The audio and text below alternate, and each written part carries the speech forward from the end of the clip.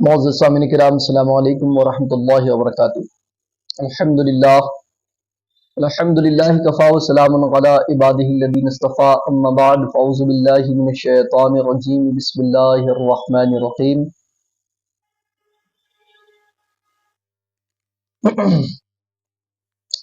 ان الذین اجرموا كانوا من الذین آمنوا يضحكون واذا مروا بهم يتغامزون واذا انقلبوا الى اهلهم انقلبوا فكهين وإذا رأوهم قالوا إن هؤلاء لضالون وما أرسلوا عليهم حافظين فاليوم الذين آمنوا من الكفار يضحكون على الأرائك ينظرون هل ثوب الكفار ما كانوا يفعلون۔ صدق الله العظيم وصدق رسوله النبي الأمين الكريم۔ معزز سامعین کرام، اس سے پہلے میں نے سورہ تطفیف کی آیت نمبر 1 سے لے کر 28 تک کی تفسیر آپ حضرات کی خدمت میں پیش کی تھی۔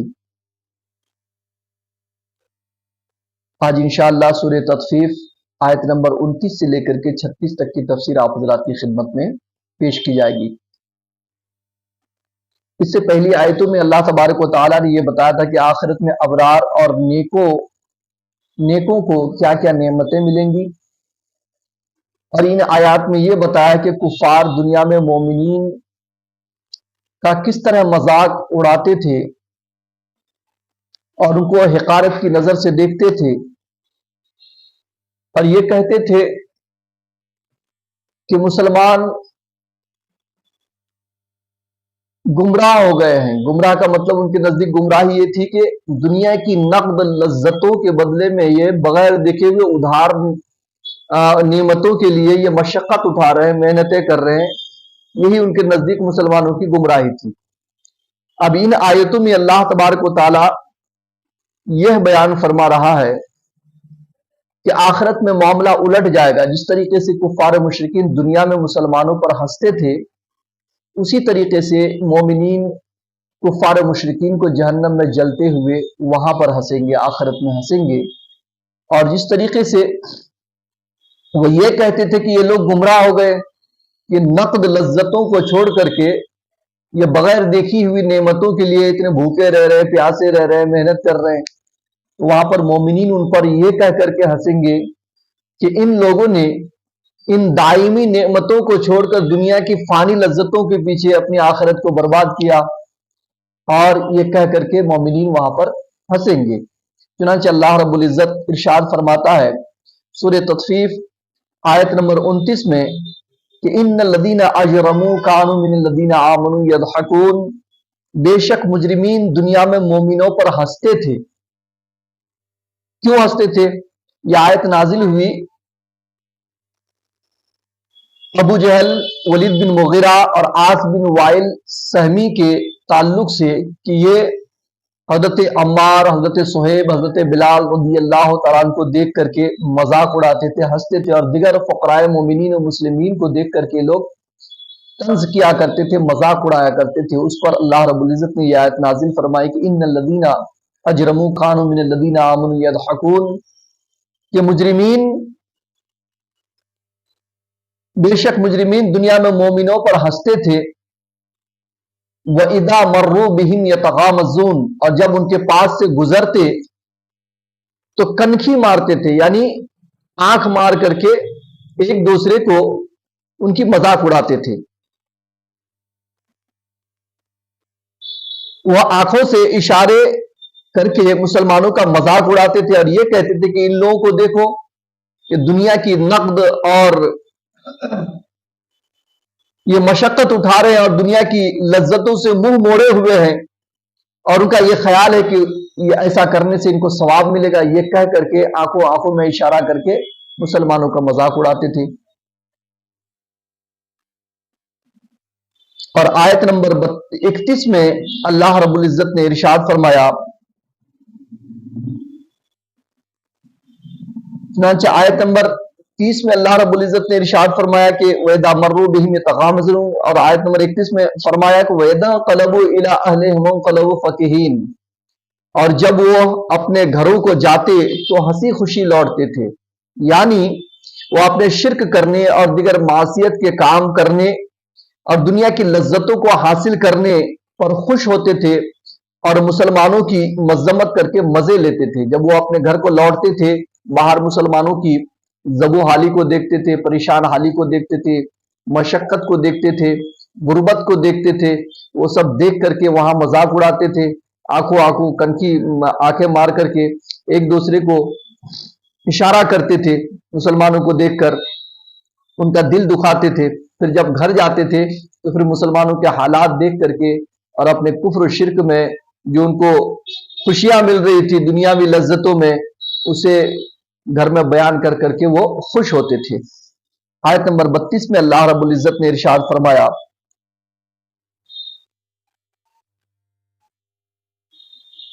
اور جب وہ کفار مومنوں کو دیکھتے تو کہتے کہ یہ لوگ ضرور گمراہ ہیں. یعنی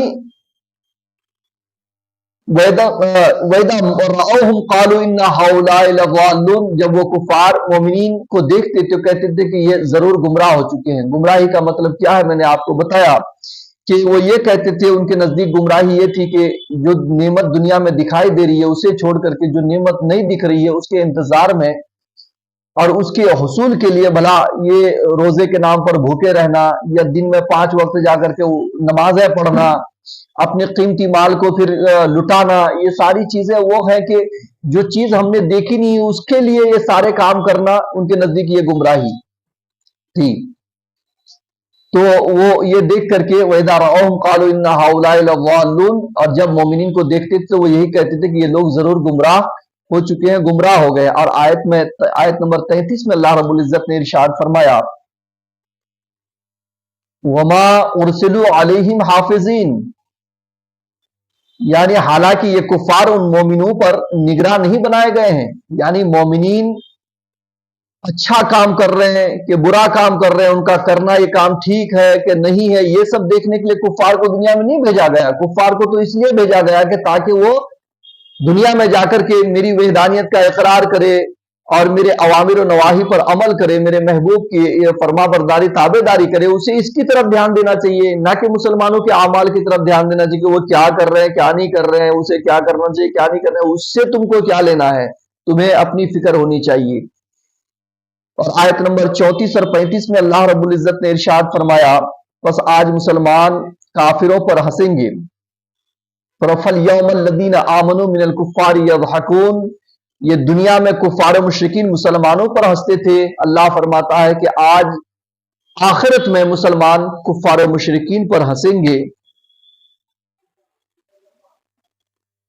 محافظ کفار و مشرکین پر ہنس 34 اور 35 میں فرمایا، پس آج مسلمان کافروں پر ہنس رہے ہیں، عزت والی مسندوں پر بیٹھے دیکھ رہے ہیں. علی الارائک ینظرون، یعنی آج مسلمان کفار و مشرکین پر ہنس رہے ہیں اور عزت والی مسندوں پر بیٹھ کر دیکھ رہے ہیں.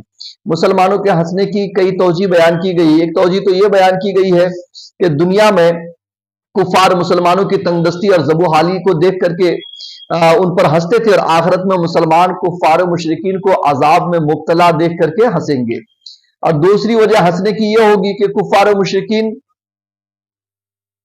دنیا کی فانی لذتوں میں مبتلا ہو کر کے آخرت کی باقی لذتوں کو انہوں نے چھوڑ دیا، تو مومنین اس بات پر ہنسیں گے کہ ہم نے دنیا کی فانی لذتوں کو چھوڑ کر آخرت کی باقی لذتوں کو اپنایا، اور آج یہ ہمیں انشاءاللہ یہ نعمتیں ہمیشہ ہی ملا کریں گی، اور تم نے چند دنوں کی نعمتوں کے خاطر یہ ہمیشہ اور دائمی نعمتوں کو فراموش کیا اور ان نعمتوں سے دور ہو گئے.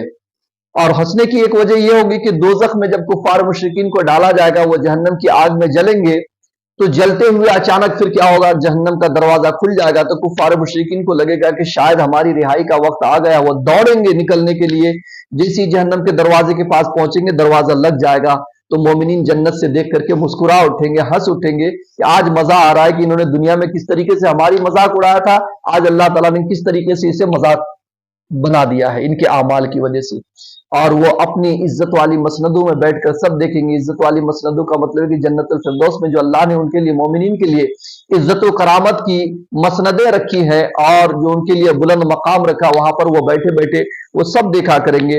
इसमें तीन कौल है। ये कौल तो यह है कि वो इज्जत वाली मसनदों पर बैठकर जलाले किबरियाई का नजारा करेंगे। एक कौल है कि अल्लाह तबारक व तआला ने इज्जत वाली मसनदों पर बैठ करके जो बैठा, अल्लाह तबारक व तआला ने जो इज्जत वाली मसनद मोमिनीन को अता की, उस पर वो बैठ करके कुफार मुशरिकीन को जलते हुए मुलाहजा करेंगे। और ये कौल ये है कि अल्लाह तबारक व तआला ने जो उनके लिए इज्जत व करामत रखी है जन्नतुल फिरदौस में, उसका नजारा करेंगे।